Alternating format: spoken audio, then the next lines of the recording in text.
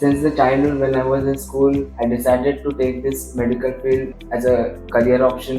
Engineering या फिर technology में बिल्कुल भी इंटरेस्ट नहीं था। बहुत लोगों ने बोला, बहुत लोगों ने क्रिटिसाइज भी किया, लेकिन मैंने खुद पर विश्वास किया कि बस मेरे से हो सकता है और मैं करूँगा। जब भी मैं कहीं जाऊँ, गाँव जाऊँ, तो फिर डॉक्टर साहब करके बुलाते हैं, वो मुझे सुन के बहुत प्राउड फील होता है। वहाँ पे लोकल्स के साथ इंटरेक्शन ज़्यादा नहीं होना चाहिए, उनको रात में ज़्यादा बाहर नहीं निकलना चाहिए।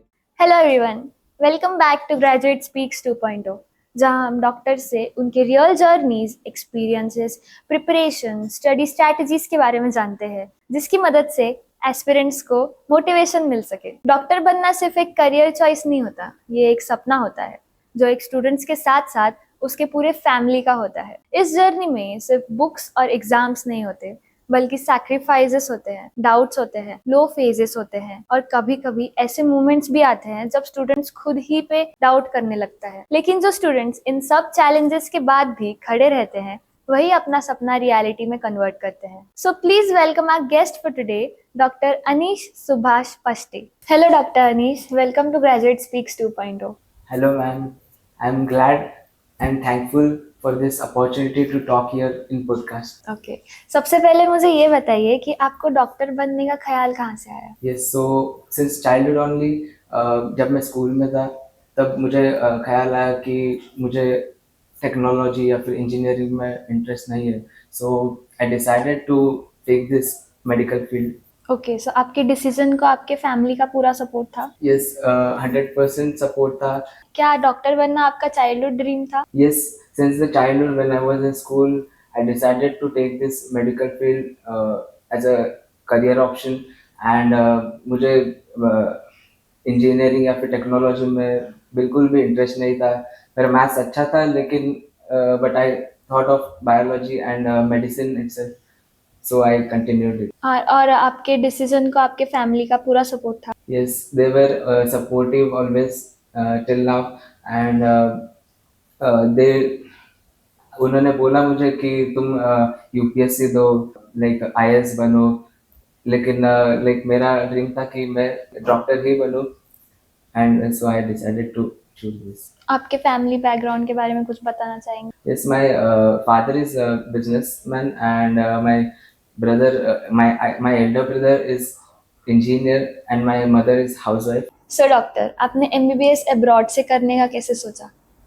So अब्रॉड करने के लिए एक्चुअली मेरा एक कजिन है, गांव से है, सो उसके थ्रू पता चला कि हम अब्रॉड में भी एमबीबीएस कर सकते हैं, वो भी अफोर्डेबल फीस में। So I came to Nashik with him and I talk with Amit sir. मैंने पेरेंट्स से भी बात की और वो भी जाने के लिए तैयार हुए, मुझे भेजने के लिए तैयार हुए। सो डॉक्टर, आपने एमबीबीएस अब्रॉड से करने का कैसे सोचा? Yes, so after NEET exam मेरा स्कोर थोड़ा लो था, तो फिर मैंने सोचा कि प्राइवेट में एडमिशन लेते हैं, लेकिन प्राइवेट मेडिकल कॉलेज में जाके देखा तो वहाँ पे फीस बहुत थी, अराउंड 1 to 2 करोड़। सो फिर I thought about MBBS abroad, and my cousin from my village, वो भी अब्रॉड में था। सो मैंने उसके साथ बात की, और फिर मैंने सोचा कि नासिक में ही ऑफिस में जाके अमित सर से बात करते हैं, तो फिर मैं पेरेंट्स के साथ वहाँ पे गया और फिर बात की, तो फिर पेरेंट्स को भी सर ट्रस्टवर्दी लगे।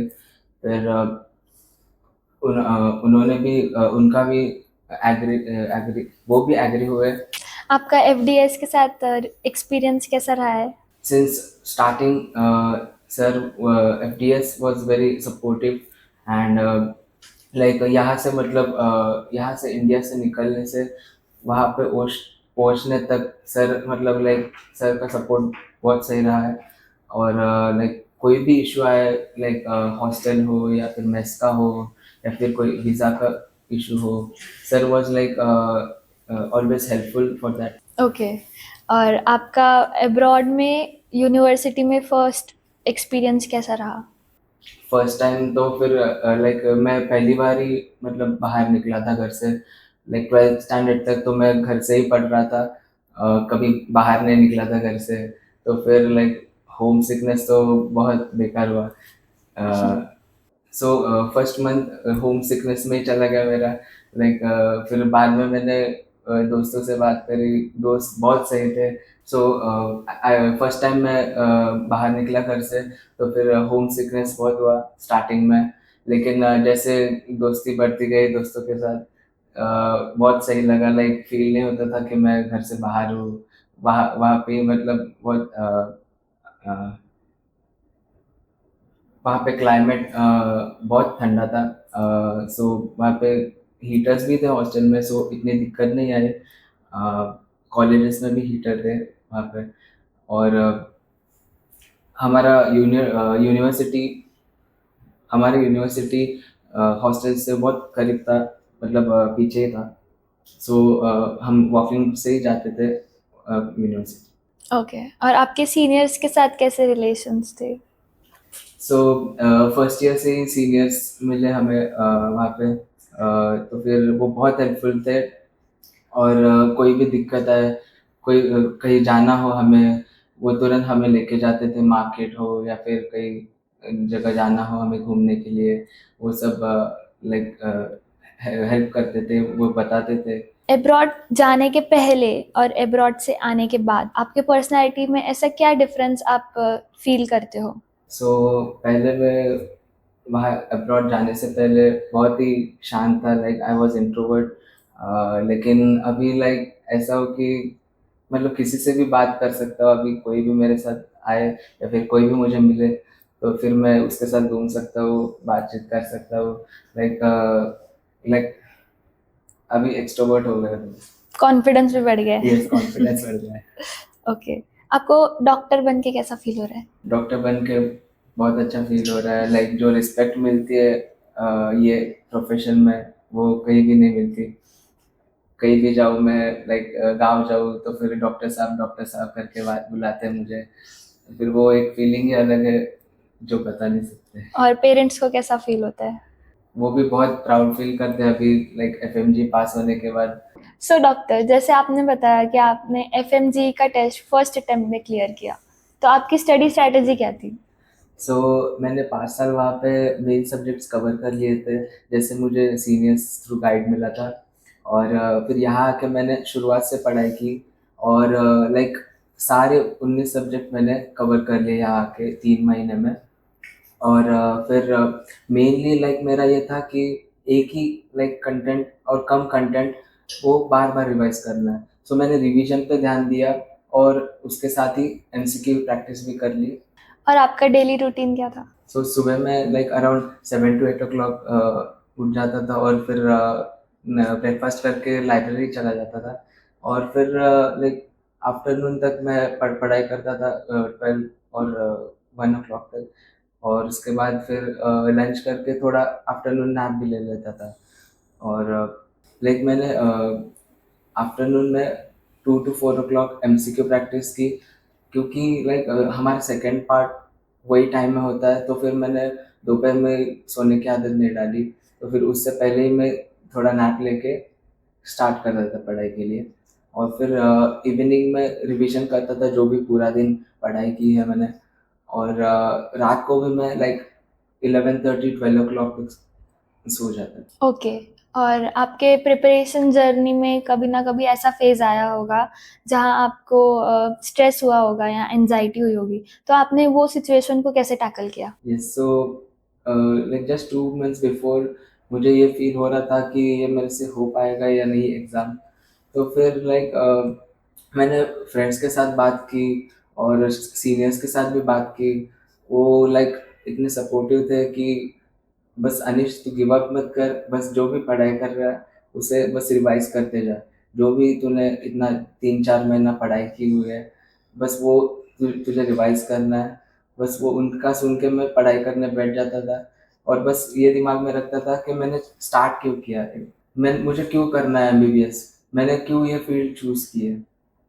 सो वो सोच के मैं स्टार्ट कर रहा था। सो आप यूनिवर्सिटी में ग्रुप लीडर भी थे, तो ग्रुप लीडर की डेफिनेशन क्या है? लाइक ग्रुप लीडर मतलब हमें ग्रुप को लेके चलना है। हमारे ग्रुपमेट्स जो है उनको जो भी दिक्कत आए यूनिवर्सिटी में, जैसे कि अगर कोई एब्सेंट हो, अगर किसी की तबीयत खराब हो तो फिर टीचर को कन्विंस करना कि उन्हें उसकी तबीयत ठीक नहीं है तो फिर वो क्लास नहीं आ सकता। सो आपने एमबीबीएस जर्नी में अपार्ट फ्रॉम एकेडमिक्स और क्या क्या किया? So apart from academics, my passion was dancing. So like मेरा 8th स्टैंडर्ड तक लाइक मेरा ये पैशन छूट गया था, तो फिर मुझे एक अपॉर्चुनिटी मिलती थी वहाँ पे डांस करने की। कभी भी इवेंट हो या फिर कोई भी कंपटीशन हो तो फिर I used to participate in it. Like Shiv Jayanti हो या फिर दिवाली हो, या फिर कोई कंपटीशन हो, पोष महोत्सव हम वहाँ पे कंपटीशन रहती थी। मैं सेकंड ईयर में लाइक मैंने inter school Kyrgyz dance competition में पार्टिसिपेट किया था, तो फिर वहाँ पे भी मैंने लाइक फर्स्ट प्राइज़ मिला था हमें। सो वहाँ पे मैं बिश्केक गया था सीनियर्स के साथ। सो वहाँ पे अलग-अलग यूनिवर्सिटी के लाइक वहाँ के लोकल्स भी आए थे पार्टिसिपेट करने के लिए, तो फिर वहाँ पे हम जीत गए थे, वहाँ पे फर्स्ट प्राइज़ हमें मिला था। Wow, that's really great. आपके पूरे एमबीबीएस जर्नी में आपको सबसे ज़्यादा टफ सब्जेक्ट कौन-सा लगा है? टफ सब्जेक्ट मुझे पीएसएम लगा है, क्योंकि वो याद करना बहुत डिफ़िकल्ट था मेरे लिए। सो मैं उसको हर रोज़ 1 ना 1 घंटा निकाल कर पढ़ता था, क्योंकि लाइक मुझे एंड तक पीएसएम का ही डर था।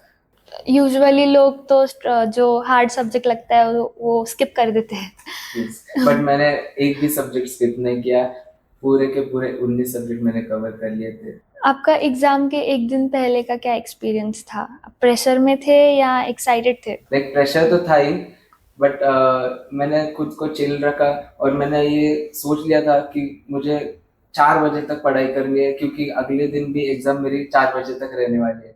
तो फिर मैंने सोच लिया कि तब तक पढ़ाई करते हैं और बाद में इवनिंग में आराम कर लेते हैं और अच्छे से सो के कल एग्ज़ाम के लिए उठ जाते हैं। रिजल्ट देखकर आपको कैसा फील हुआ? सो रिजल्ट देखकर लाइक एकदम अनबिलीवेबल फीलिंग थी और पेरेंट्स को इतना प्राउड हुआ। मतलब फर्स्ट टाइम देखा कि पेरेंट्स को इतना प्राउड फील हो रहा है मेरे बारे में। और मुझे रिलेटिव्स से भी मतलब इतना सुनने के लिए मिलता था कि ये बहुत डिफ़िकल्ट एग्ज़ाम होती है और बहुत बहुत कम लोग पास हो जाते हैं। तो फिर उनके लिए इस उनके लिए ये प्राउड मोमेंट था। ओके। और जो एस्पिरेंट्स है और स्टूडेंट्स है जो प्रिपरेशन कर रहे हैं, उनको आप एक मेंटल हेल्थ एडवाइस क्या दोगे?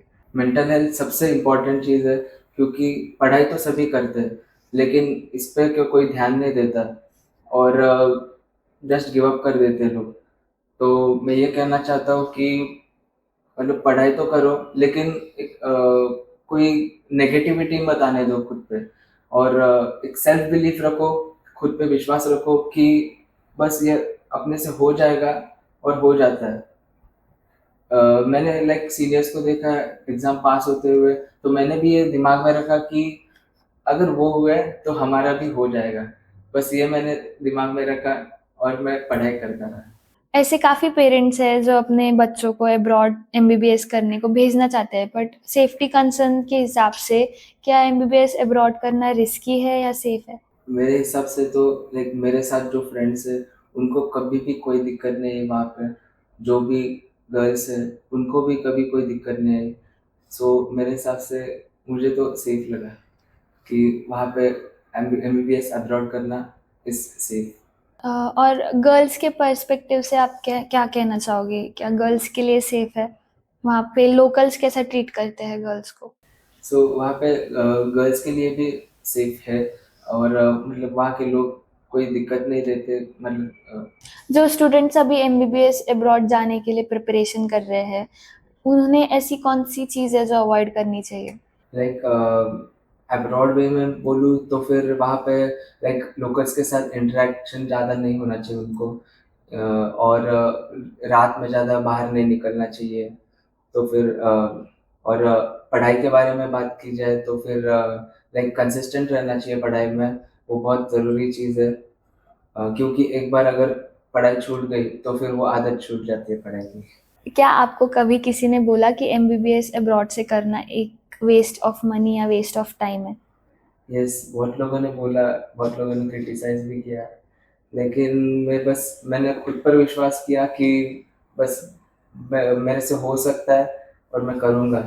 ओके। और आपकी ओवरऑल जर्नी की कोई एक खास मेमोरी होगी जो आपको शेयर करनी है?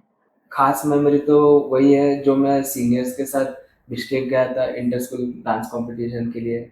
मतलब उनसे मेरी इतनी बॉन्डिंग हुई थी कि लाइक अभी तक वो मेरे साथ कॉन्टैक्ट में है।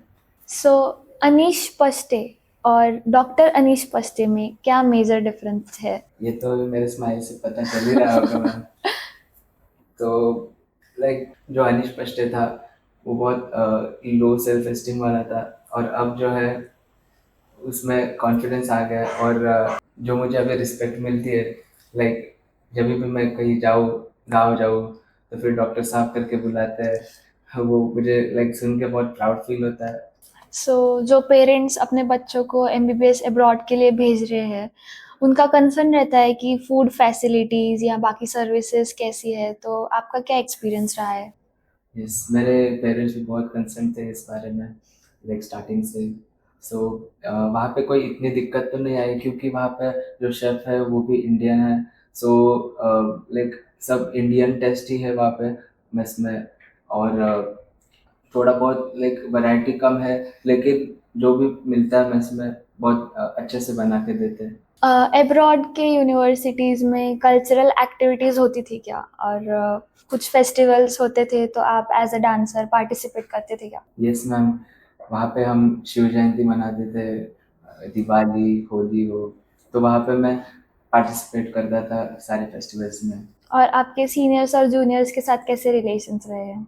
यस, सो जैसे कि मैं डांसर था, तो मेरी बहुत अच्छे से पहचान थी, सब लोग मुझे पहचानते थे, बहुत मतलब लाइक अच्छे से ट्रीट करते थे मुझे, सीनियर्स हो या जूनियर्स हो, सबसे मतलब अच्छी बॉन्डिंग थी, बहुत अच्छी बॉन्डिंग थी मेरी। आपकी जर्नी काफ़ी इंस्पायरिंग रही है और जो एस्पिरेंट्स अपना एपिसोड देखेंगे उनको भी काफ़ी मोटिवेशन मिलेगा from being an under confident and introvert guy and becoming a popular dancer and confident person. So, Dr. Anish, we are at the end of the podcast. So, my last question for you is, what are your future plans? So as I love medicine, so I would like to do post graduation in that field. So I am thinking to give NEET PG. Okay, and all the very best for that. Thank you so much, Dr. Anish, for joining us for Graduate Speaks 2.0. You shared your valuable insights, and I hope all the aspirants will be motivated by your journey and experiences. So, here we have a token of appreciation from FDS for you. Thank you so much, ma'am.